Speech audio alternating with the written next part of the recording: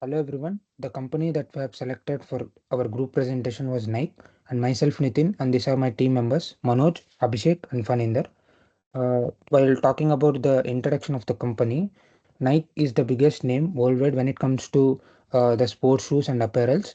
They are headquartered in Beaverton, Oregon, in United States.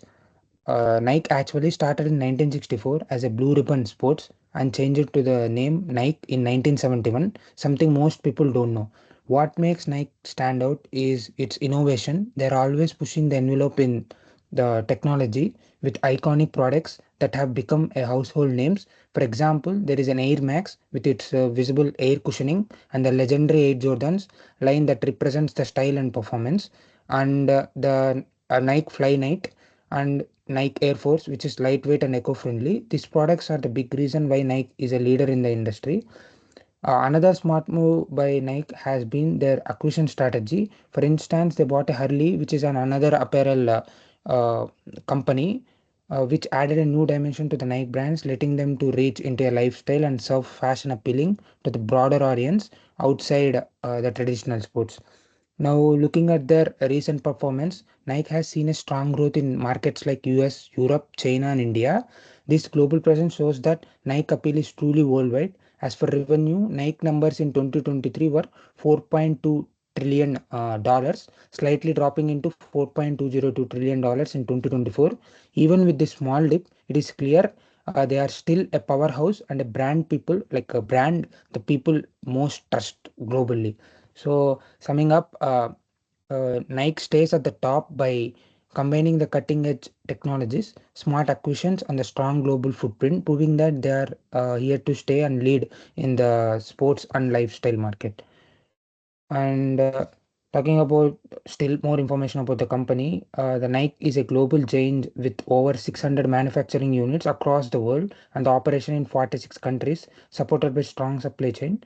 And the company has marketed its presence in 170 nations and run 1045 retail stores worldwide in 2024. And Nike employed around 79,000 people, with women making up of 51% of the workforce. While talking about this chart mainly discusses about the annual revenue of the company, like what was the sales revenue of the company in 2022.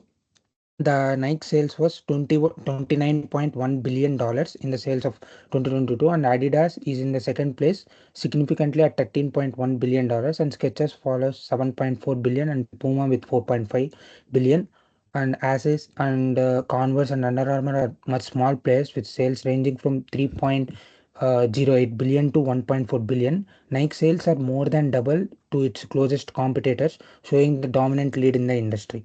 So the next topic will be explained by my friend. Yeah, thank you, Nitin. Now I'm going to explain about the internationalization strategic of Nike. Mainly the strategics and partnership with the joint ventures with the they are only advertising with the celebrities and local retailers, and also they are globally marketing and campaigning with the sponsorship with FIFA and Olympic Games, and directly they are giving direct to customer strategy. They opened almost 1045 stores to directly deal numerous customers, and also they offer services, and also they offer uh, nice customer service, and also they are focused on expanding their growth and their stores. Also they are making a huge profit on offline and online also. And also acquisition, Nike uses acquisition strategies.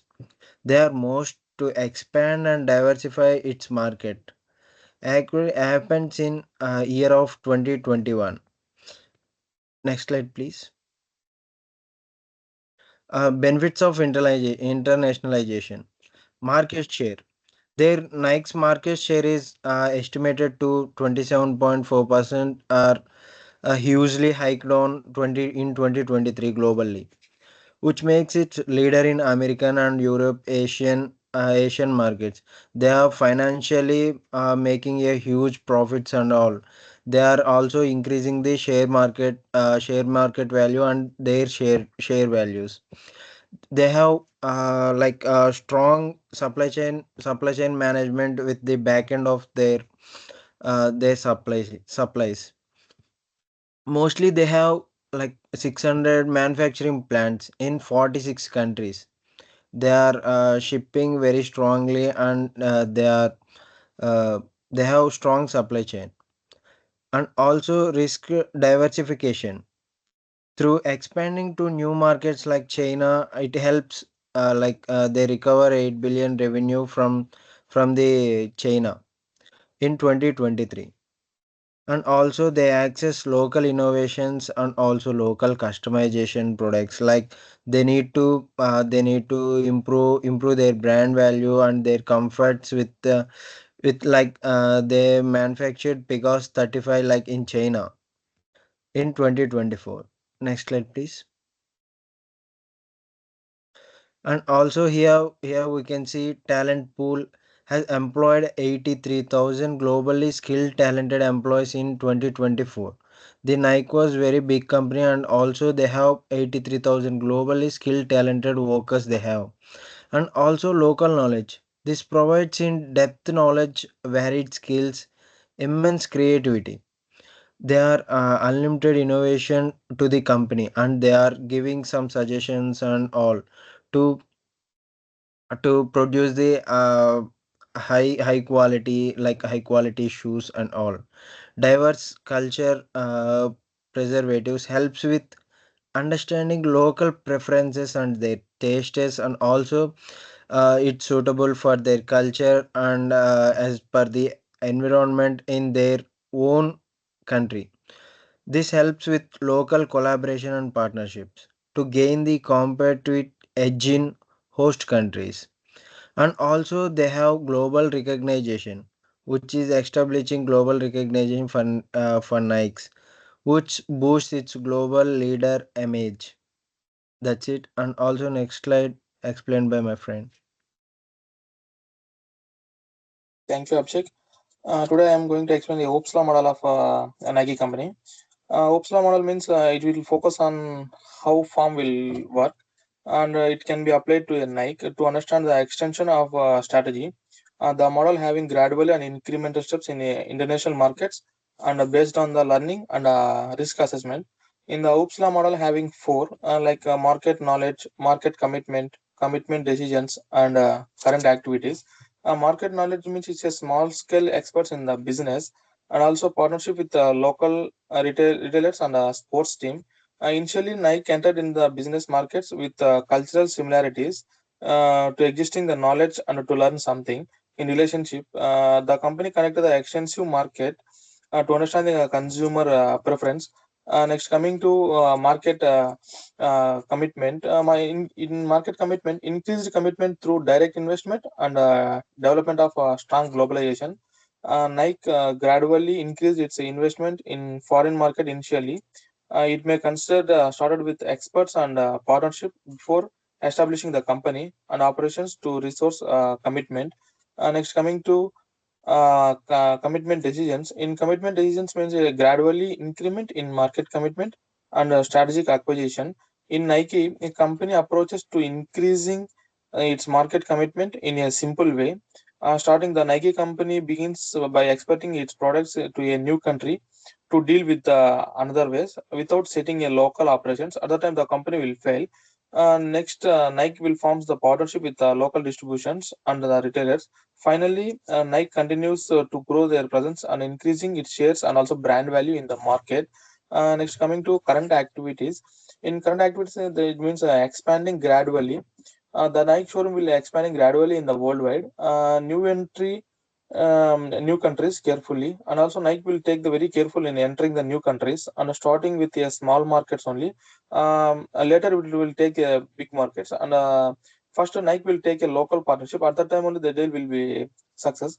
In many markets, Nike collaborates with the local retailers to build a brand awareness, and they learn the gain and the confidence in a market. Nike expands its operations to the worldwide. Thank you. That's all. Next slide will be explained, my friend. Thank you, Manoj. And I'll be explaining the challenges of for the Nike in the international markets. Nike has encountered several challenges due to the global issues that have impacted its business. One of the major challenges come from the political tensions, political tensions and trade barriers between the US and China, which cost Nike an extra $500 million in 2022 when China raised the tariffs on the imported footwear. On top of that, ongoing conflicts between countries like Ukraine, Russia, or Israel and Iran add uncertainty to the potential markets, making it harder for the Nike to plan and grow. And the other hurdle that Nike faced was it was a cultural differences. Uh, it can also pose problems. For example, back in 2019, Nike faced a backlash in China over a sneaker design, which led to boycott of their products, like whole products in their country. And one of the main important challenge that Nike faced was it was fake market. Like fake products in Nike is another issue which Nike deals with. Every year, Nike was losing an estimated revenue of $12 million globally to these counterfeit sales. And also the other challenge was supply chain disruptions, especially during the pandemic. Nike's Vietnam manufacturing unit, which handled about 50% of their supply chain, has to shut down. This caused a significant setback in their production and ability to meet the demand. Nike is also dealing with some other challenges related to the market dynamics and consumer behavior. In mature markets like Europe, America, and UK, Nike's market share is shrinking. In fact, its global market share in the apparel and the sneakers segment dropped from 17.1% in 2022 to 16.4% in 2024. And the other challenge was shifting consumer preferences, or more people are looking for only sustainable products and are less motivated to buy a new footwear and apparels as frequently.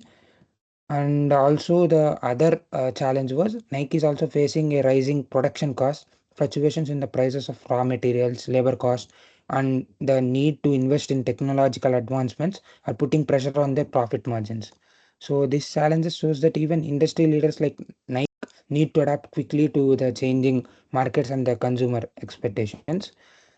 And the other challenges was in 2023, Nike had a big problem because of changing currency values. The US dollar got stronger, which caused Nike to lose about $1 billion in revenue. This shows like how important it is for global companies to watch the currency value, since they can really affect or like how much money a company makes. At the same time, top companies are having trouble finding and keeping good employees. It's hard for them to hire skilled workers from different countries and keep the best people with so much competition for talent. If companies can't attract and hold onto the right employees, they might struggle to succeed. So whether it's dealing with the money issues from the currency change or the challenge of hiring the right people, companies like Nike need to be ready to face these challenges to do well. So this was my part, and the next part will be explained by my friend. Thank you, Nitin. And I am going to explain risk mitigation strategies of Nike. First, let's talk about culture differences. A global brand Nike operates in many different countries, each with its own unique culture. To succeed in this varied environments, Nike should prioritize cross-cultural training program. By doing this, the company can ensure that its teams understand the local traditions and consumer behavior. When it comes to market saturation, in many regions, Nike has already captured a significant market share, making growth harder. To deal with this, Nike should diversify its product range by expanding into new segments. When it comes to shifting the taste and preference, especially in markets, prioritizing sustainability, they want eco-friendly, ethically produced products. To meet this demand, Nike should continue focusing on developing and launching sustainable or green products. When it comes to risk rising production costs, suppose materials have become more expensive, affecting profit margins. To address like Nike should invest more in automatic and artificial intelligence. These technologies can streamline production process, cut down on labor costs, and improve overall efficiency. Next slide, please. Next slide, please. Yeah. When it comes to crisis management, past-faced business hold potential risks like supply chain disruptions, cyber attacks, and natural disasters are real threats that can impact operations. To be prepared, Nike should develop comprehensive crisis and management plans. These plans will help the company respond quickly and effectively. When it comes to supply chain management, Nike currently relies heavily on Vietnam for a significant portions of its manufacturing. While Vietnam has been a strong partner, this dependency poses a risk, especially during unforeseen events like political instability and pandemics. That's it. My friend, we go to the next slide.